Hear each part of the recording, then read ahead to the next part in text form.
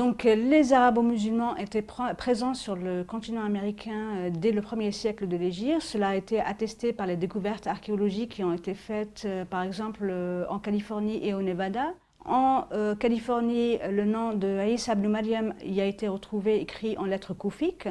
c'est-à-dire originaire de Koufa en Irak, une ville qui a été fondée au 1er siècle de l'Hégire par Omar ibn Khattab radiyallahu anhu.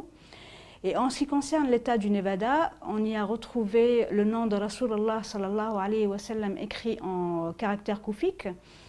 donc qui ont permis aux chercheurs américains de Harvard et de Californie de dater la présence des arabo-musulmans comme remontant au 1er siècle de l'Hégire, c'est-à-dire entre 650 et 700 de l'ère chrétienne.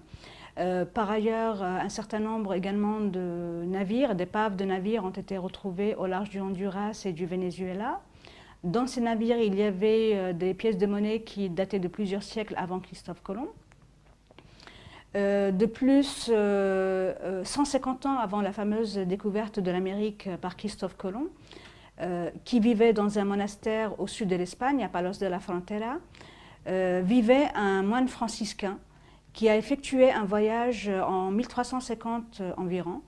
de l'ère donc chrétienne, en compagnie des Arabes du Maghreb vers les îles Caraïbes. Et à la suite de son voyage, il a écrit un livre qui s'appelle El Libro del Descubrimiento, le livre de la découverte, qui se trouve actuellement à la Bibliothèque nationale de Madrid,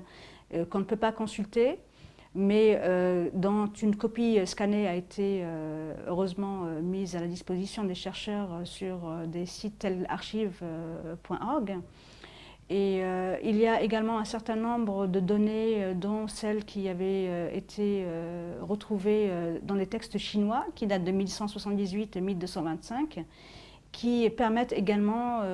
aux chercheurs et à toute personne qui souhaite avoir un accès direct à l'histoire et non pas revu et corrigé ou falsifié selon le point de vue à partir duquel on se place,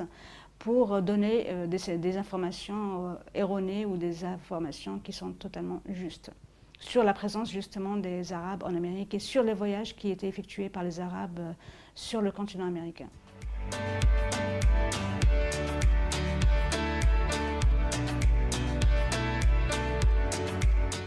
Alors, les Indiens d'Amérique étaient donc, certaines tribus indiennes d'Amérique étaient donc de confession musulmane, et c'est une information qui nous est donnée par l'ancien ambassadeur des États-Unis à Dubaï, qui s'appelle Robert Dixon Crane. Il a écrit un article en 2004 dans lequel il souligne donc cette appartenance à la communauté musulmane des Indiens Cherokees. Il souligne également le fait que les Indiens étaient emprisonnés lorsqu'ils étaient vus en train de faire la prière à la manière des musulmans. Ils jeûnaient durant le mois de Ramadan et ils ont même instauré dans l'Indiana, donc au nord des États-Unis, sur les terres du grand oncle de l'ambassadeur américain, donc un lieu dans lequel ils pratiquaient le pèlerinage, ou du moins symboliquement ils reprenaient le tawaf sur le continent américain parce qu'ils ne pouvaient pas se déplacer vers la péninsule arabique. Par ailleurs, durant les années 1830, le gouvernement américain a décidé de déporter les Indiens Cherokees vers le Midwest depuis l'est des États-Unis en plein hiver. Donc les Indiens Cherokees ont compris qu'ils allaient être mis à mort, probablement du fait de leur appartenance à la communauté musulmane. Donc une partie a fui vers le nord, une seconde partie est morte en cours de route parce qu'il faisait extrêmement froid, et une troisième partie est arrivée à destination.